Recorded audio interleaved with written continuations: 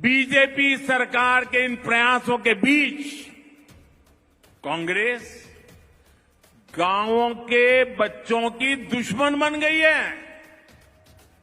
आपको लगेगा मोदी जी क्या कह रहे हैं, मैं सबूत के साथ बताना चाहता हूं। आज कांग्रेस पार्टी की सोच देखिए,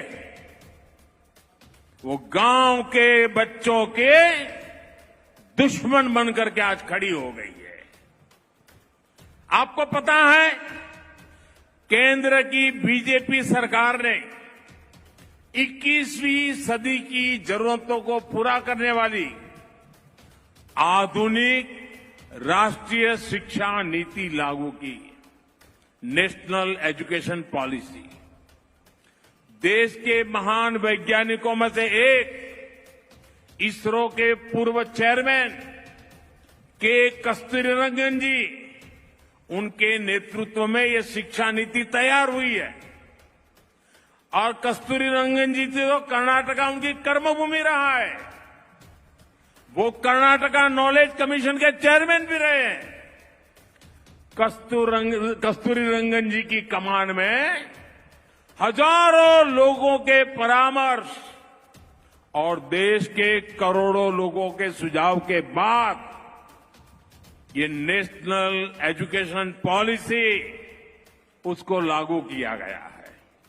प्रधानमंत्री नरेंद्र मोदी शुक्रवार को कर्नाटक के Ballari municipal high school ground पहुंचे और यहां पर उन्होंने जनसभा को संबोधित किया। इस दौरान उन्होंने फिल्म द केरल स्टोरी का भी जिक्र किया। प्रधानमंत्री ने कहा कि बीते कुछ दिनों में आतंकवाद का एक और भयानक रूप पैदा हो गया है और बम, बंदूक और पिस्तौल की आवाज तो सुनाई देती है, लेकिन समाज को भीतर से खोखला करने की आतंकी साजिश कोई नहीं सुन रहा है।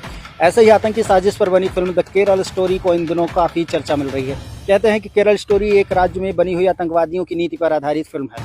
उन्होंने कहा कि फिल्म आतंकी साजिशों को लेकर बनाई गई है, जिसके जरिए आतंकवाद के खौफनाक और असली चेहरे को बेनकाब किया गया है।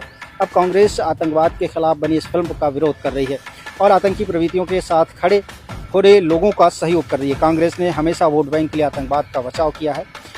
पीएम मोदी ने कहा कि कर्नाटक को देश में नंबर 1 राज्य बनाने के लिए सुरक्षा व्यवस्था, लॉ एंड ऑर्डर का सबसे प्रमुख केंद्र माना जाता है। कर्नाटक का आतंकवाद से मुक्त रहना भी उतना जरूरी है जितना कि अन्य प्रदेशों का। भाजपा हमेशा से आतंकवाद के खिलाफ कठोर रही है और जब भी आतंकवाद की कार्रवाई होती है तो कांग्रेस के पेट में दर्द होता है।